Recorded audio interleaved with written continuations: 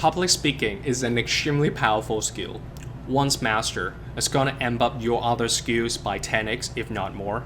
However, it terrifies a lot of people. I used to feel super nervous before I need to speak up in a meeting. I used to lock myself up in a conference room facing four walls for 3 hours just to prepare for a 5-minute talk. And when I actually got up there, everybody's eyes on me, and my voice started to shake, and people lost interest and continued to look at the laptop. So I decided to read some books, take some classes, and join a Toastmasters club. They help a little bit, but what really unlocked my potential of public speaking is this unconventional method. And you ask, what is it? Well, it is improv, aka improvisational theater. So what is improv? Improv is a form of theater where performers create a show spontaneously on the spot without any prepared script. Now, to me, the magical appeal of improv is that the performers and the audience only find out the plot at the stage at the same time. And this is truly magical if you have done it. You might ask, how can this silly improv thingy really help me improve my public speaking? Well, I would say it really sharpened 3 core skills of a public speaker. 1. Confidence. 2. Storytelling. And 3. Quick thinking. Confidence. Confidence matters a lot in public speaking because it's all about delivery. Research shows that strong delivery of weak content easily trumps weak delivery of strong content. And improv is an excellent way to help you improve your delivery because it gives you many opportunities to face audience and get comfortable with that, even to strangers. In addition, improv games and shows are generally exciting and low stress. So it also gives you a way to rewire your brain to make sure that you associate public speaking and performance with excitement instead of stress. Storytelling. Great public speakers are typically great storytellers because they're excellent narrative skills. And we as human beings are evolved and trained to listen to stories that can evoke images and emotions. And when I talk about story, it doesn't have to be a long-form narrative.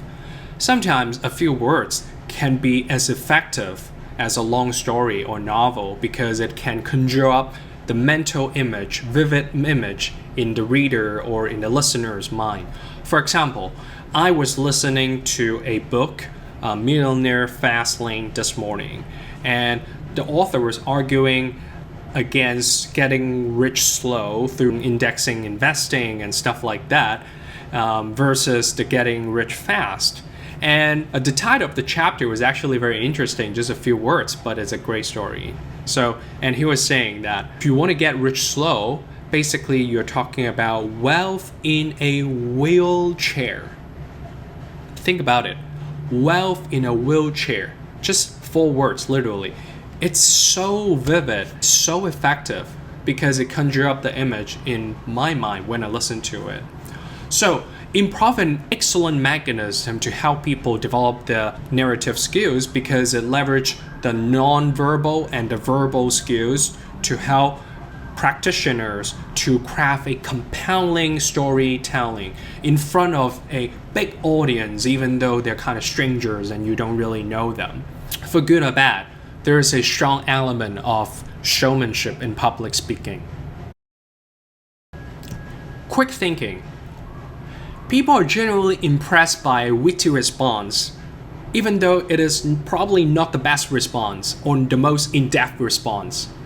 We are impressed by that because it requires creativity, and we know that the speaker cannot prepare ahead of time. So that's why we're impressed. And guess what?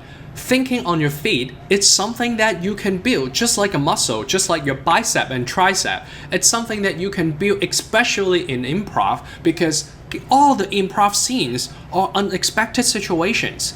You will not have any idea what's going on until you actually go onto stage and interact with your partners.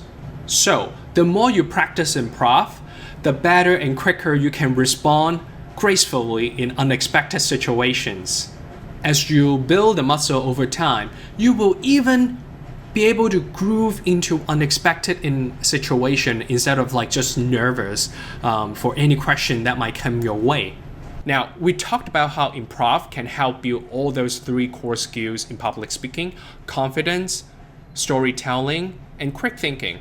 Now, Don Colliver, a world-renowned speech context champion, once said in his public speaking class, "If you master improv, you will have no problem with any public speaking." So where do we go from here? Check out some improv classes near you. You can have some fun while improving your public speaking skills. For example, if you are in New York City, I highly recommend PIT, the People Improv Theater. So if you want to learn more about public speaking, personal finance, and all the topic I'm super interested in, check out the next video.